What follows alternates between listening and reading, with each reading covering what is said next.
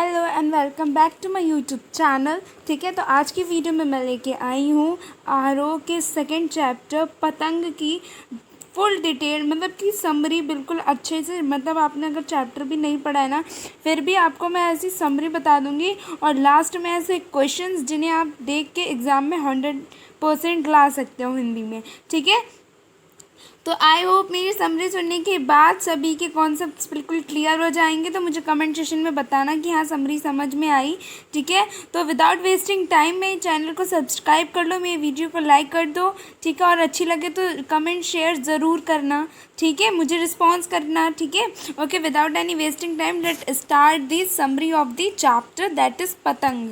ठीक है, श्री आलोक धन्व द्वारा रचित पतंग कविता अनेक काव्य संग्रह दुनिया रोज बनाती है। ठीक है, मतलब कि ये जो कविता है ना पतंग, ये किससे ली गई हुई है? दुनिया रोज बनती है में संकलित है। इस कविता में कवि ने बाल शुभल इच्छाओं एवं उमंगों का सुंदर एवं मनमोहक चित्रण किया है। ठीक है, तो इसमें कवि ने क्या किया है, इसमें मतलब कि एक दुनिया, ऐसी दुनिया का, मतलब कि बच्चों का मन होता है ना, उनके हिसाब से ये कविता का चित्रण किया है, रिप्रेजेंटेशन किया है हमारे सामने। मतलब कि सुबल इच्छाओं और उमंगों से भरा हुआ। ठीक है, कवि ने बाल क्रियाकलापों तथा प्रगति में आए परिवर्तनों को अभिव्यक्त करने के लिए अनेक सुंदर बिंबों का संयोजन किया है। ठीक है, कवि ने बहुत सारे उदाहरण लेकर, ठीक है, इस कविता को बहुत अच्छे से लिखा हुआ है और इस कविता से बहुत अच्छा संदेश भी दिया है हमें। ठीक है, पतंग बच्चों की उमंगों का रंग बिरंग सपना है। सभी जानते, सभी को पतंग उड़ाना और देखना पतंग उड़ते हुए कितना अच्छा लगता है, जिसमें वो खो जाना चाहते हैं। किस किस को पतंग उड़ानी आती है, पहले मुझे कमेंट सेक्शन में बताना कि हाँ मुझे आती है, मुझे नहीं आती। फिलहाल मुझे तो नहीं आती पतंग उड़ाना। ठीक है, जिसमें वे खो जाना चाहते हैं। हाँ, लड़के होते पतंग दिन भर उड़ाते ही रहते हैं, बस उसी चीज़ को यहाँ पे उन्होंने अपने शब्दों में रच दिया है। आकाश में उड़ती हुई पतंग ऊंचाइयों की वह हदें हैं जिन्हें मन वाल छूना चाहते हैं।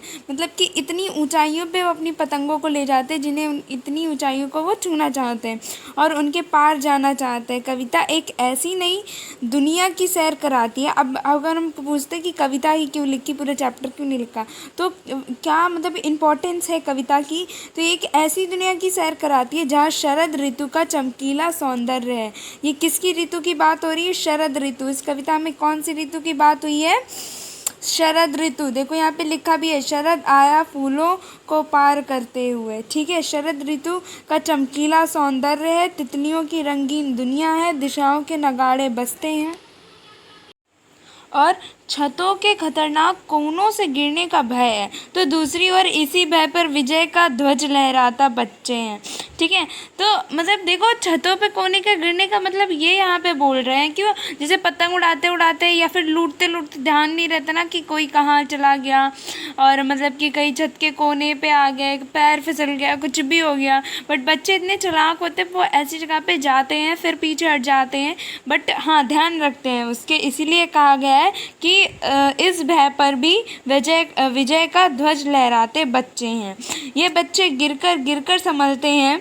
पृथ्वी का हर कोना इनके पास आ जाता है। वह हर बार कई पतंगों को सबसे ऊंचा उड़ाने का हौसला लिए भादों के बाद शरद की प्रतीक्षा कर रहे होते हैं। ठीक है, तो देखो कौन सी ऋतु के बाद कौन सी ऋतु में पतंग उड़ाई जाती है? भादो ऋतु के बाद शरद ऋतु में पतंग उड़ाई जाती है। ठीक है, ये इम्पोर्टेंट है। ठीक है, कवि के अनुसार सबसे तेज बौछारों के समय का अंधेरा व्यतीत हो गया है। शरद अनेक झाड़ियों को पार करते हुए तथा नई चमत्कार साइकिल तेज गति से चलाते हुए जोरों से घंटी बजाते आ गया है। देखिए यहाँ पर कितना अच्छे बिंबों का प्रयोग कर रहे हैं। उन्होंने इस पूरे एक बसंत पंचमी के फेस्टिवल को कैसे एक साइकिल के बिंब देकर उन्होंने उदाहरण देकर समझाया, हमें कितना अच्छे से समझाया। ठीक है, आई होप ये समरी सुन रहे होगे तो आपको समझ में आ रहा होगा। ठीक है, तो अपने सौंदर्य से युक्त चमकीले इशारों से पतंग उड़ाने वाले बच्चों के समूह को बुलाता है। वह आकाश को इतना सुंदर तथा मुलायम बना देते हैं कि पतंग ऊपर उड़ सके। मतलब जब हम लोग पतंग उड़ाने जाते हैं तो तुरंत थोड़े ना उसमें कन्ने बांधते हैं, धागे बांधते हैं, ठीक है, उसे कन्ने ही तो कहते हैं। मुझे कमेंट में बताओ, कन्ने ही कहते हैं क्योंकि मैं भूल रही हूँ, ठीक है, कन्ने बांधते हैं उसमें शायद, ठीक है। उसके बाद हम उस पतंग को थोड़ा टेढ़ा मेढ़ा करते हैं ताकि हमारी पतंग अच्छे से उड़ सके। तो उन्होंने यहाँ पे क्या है, वह आकाश को इतना सुंदर तथा मुलायम बना देते कि पतंग ऊपर उड़ सके। पतंग जिसे दुनिया की सबसे हल्की रंगीन वस्तु माना गया है, वह इस असीम आकाश में उड़ सके। इस हसीन दुनिया का सबसे पहला कागज और बांस की पतली कमानी आकाश में उड़ सके और इसके उड़ने के साथ ही चारों ओर का वातावरण बच्चों की सीटियों, किलकारियों और तीलों की मधुर ध्वनि से गूंज उठे।